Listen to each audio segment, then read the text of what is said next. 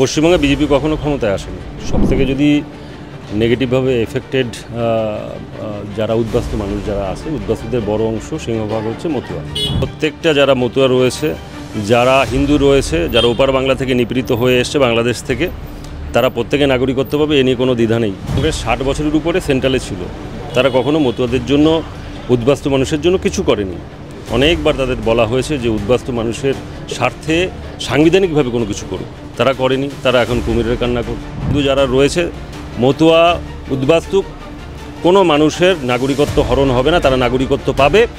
এসআইআরে প্রত্যেকের নাম উঠবে, আগে কি পরে, এই হচ্ছে ব্যাপার। কিন্তু এসআইআর আবহে সবথেকে উত্তপ্ত যে এলাকাগুলি রয়েছে তার মধ্যে মতুয়াগড় সবথেকে বেশি উত্তপ্ত রয়েছে। এই মুহূর্তে যিনি রয়েছেন মতুয়াগড়ের একেবারে ছেলে সুব্রত দা আমাদের সাথে রয়েছেন। দাদা, প্রথম যে সরাসরি প্রশ্নে যাচ্ছি, অনশন চলছে তৃণমূলের একেবারে আদতে, তৃণমূলের মাথায় যাদের হাত রয়েছে, আপনার সম্পর্কে আত্মীয় রয়েছেন, তিনি বসে রয়েছেন, অনশনে রয়েছেন। বারবার প্রতিটা কথাতে, প্রতিটা পদক্ষেপে আপনাকে খোঁচা দেওয়া হচ্ছে। বামেরা গিয়ে সমর্থন করছেন মতুয়াদের অনশনকে। সব মিলিয়ে কি পরিস্থিতি এই মুহূর্তে মতুয়াগড়? দেখুন, পশ্চিমবঙ্গে বিজেপি কখনো ক্ষমতায় আসেনি। সবথেকে যদি নেগেটিভভাবে এফেক্টেড যারা উদ্বাস্তু মানুষ যারা আছে, উদ্বাস্তুদের বড় অংশ সিংহভাগ হচ্ছে মতুয়া। তারা বাংলাদেশ থেকে ধর্মীয়ভাবে নিপীড়িত হয়ে এসছে। পশ্চিমবঙ্গে সবথেকে বেশি উদ্বাস্তু মানুষ এবং সারা ভারতবর্ষে ছড়িয়ে ছিটিয়ে রয়েছে। সেখান থেকে দেখতে গেলে পরে ভারতবর্ষ স্বাধীনতা লাভ করেছে প্রায় 78 বছর হয়ে গেল, 78-79 বছর।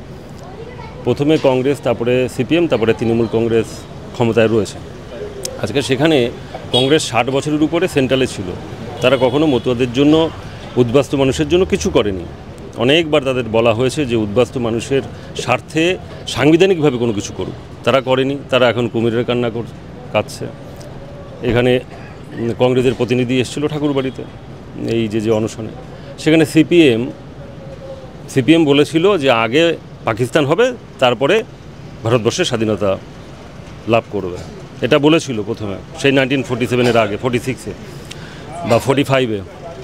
মরিচ ঝাঁপির গণহত্যা, সেই উদ্বাস্তু মানুষ এবং মতুয়াদের এথনিক ক্লেনজিং হয়েছে, মানুষ ভুলে যায়নি। এখানে সুজন চক্রবর্তী এসে বড় বড় কথা বলছে বামেরা কি করেছে 34 বছরে, এবং এই উদ্বাস্তু মানুষের জন্য কি করেছে সবাই জানে।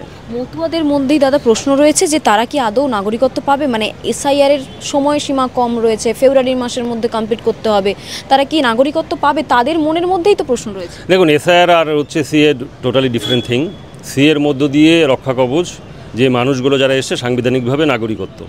হ্যাঁ, এসআইআরে হচ্ছে আপনার নাম উঠবে কি না, প্রত্যেকটা আমি এশিওর করে বলতে পারি, প্রত্যেকটা যারা মতুয়া রয়েছে, যারা হিন্দু রয়েছে, যারা ওপার বাংলা থেকে নিপীড়িত হয়ে এসছে বাংলাদেশ থেকে, তারা প্রত্যেকে নাগরিকত্ব পাবে, এ নিয়ে কোনো দ্বিধা নেই। মমতা বলা ঠাকুর তো তিনি বিশ্বাসই করতে পারছেন না যে মতুয়ারা নাগরিকত্ব পাবেন, অথচ তিনি একসময় প্রধানমন্ত্রীর আশ্বস্ত করাতে সবথেকে বেশি খুশি হয়েছে। দেখুন, একজন দুজন কেউ কোনো রকম কে কী ভাবলো কি না ভাবলো তাতে কোনো কিছু আসে যায় না। আমরা টেকনিক্যাল ম্যাটারগুলো বুঝি। সেই টেকনিক্যালের জায়গাতে দাঁড়িয়ে সিএ 2014 31 ডিসেম্বর পর্যন্ত যারা এসছে তারা পাবে, এবং সেখান থেকে দাঁড়িয়ে 2015 1 জানুয়ারি থেকে 2024 31 ডিসেম্বর পর্যন্ত যারা এসছে তাদের কোনো রকম ফরেনার্স অ্যাক্ট, পাসপোর্ট অ্যাক্টে তাদের কোনো রকম হেনস্থা, তাদের জেল কাস্টাডি বা কোনো হেনস্থা করতে পারবে না। তো এর মধ্যে থেকে বোঝা যায় যে ভারতীয় জনতা পার্টি, আমাদের যশস্বী প্রধানমন্ত্রী নরেন্দ্র মোদীজির নেতৃত্বে 2019 সালে যে সিএটা পাস হয়েছে, আইন পাস হয়েছে, তার মধ্য দিয়ে শুরু করে 6টা ধর্মের মানুষ, সবথেকে বড় হচ্ছে হিন্দু যারা রয়েছে, মতুয়া, উদ্বাস্তু, কোনো মানুষের নাগরিকত্ব হরণ হবে না, তারা নাগরিকত্ব পাবে।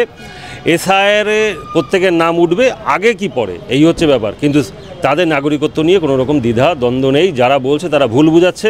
কংগ্রেস ভুল বুঝিয়েছে, সিপিএম ভুল বুঝিয়েছে, এবং কংগ্রেসের থেকেই, কারণ কংগ্রেসের থেকেই জন্ম হচ্ছে এই তৃণমূল কংগ্রেসে, তারা সেই একই পথে হেঁটে এই মানুষগুলোকে ভুল বুঝিয়ে আজকে যত যা কোনো কিছু হচ্ছে নেগেটিভ জিনিস, এ হচ্ছে তৃণমূল কংগ্রেসের ভুল বোঝানোর জন্য।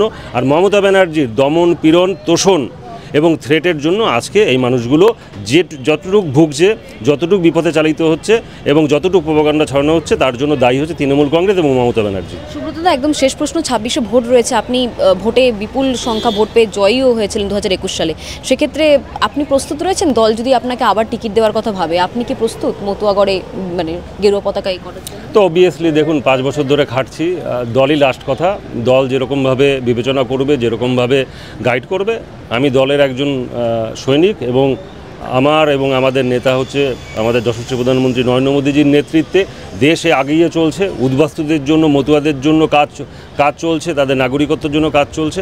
আর আমার কর্ম এবং আমাদের ফ্যামিলির যারা আছে তাদের কাজ হচ্ছে এই উদ্বাস্তু কোটি কোটি মানুষ যারা আছে মতুয়াদের জন্য, তাদের জন্য কিছু করা। কারণ এরা সবসময় ডাউন টু আর্থ পিপল, সবসময় পিছিয়ে থাকা মানুষ, এদের আপলিফটিং করতে হবে। আরো ভালো ভালো খবর দেখতে সাবস্ক্রাইব করুন বাংলা হান্টের ইউটিউব চ্যানেল। বাংলা হান্টের আরো খবর দেখতে নজর রাখুন। বাংলা খবর মানেই বাংলা হান্ট।